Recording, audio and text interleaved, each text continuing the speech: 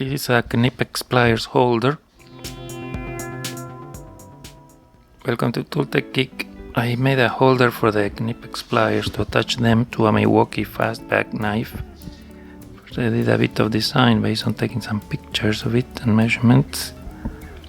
Then send that to the 3D printer, and this is printed in PLA polymer.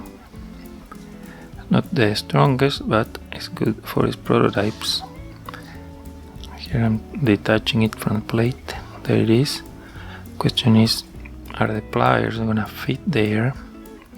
That was a big question. So here I'm gonna try, see if they fit, and yes, not only they fit, but it is pretty secure.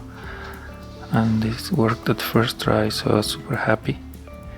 I attached it to the Milwaukee knife using a bolt and also a bit of duct tape. I think I need to figure out a way to do it maybe with glue or something, or more bolts. The knife still works. It has that screwdriver tool, so all the functions still work, but then you have pliers that are attached to a knife, so they don't get lost or anything. I have links for this in the description to 3D print. Thank you for watching.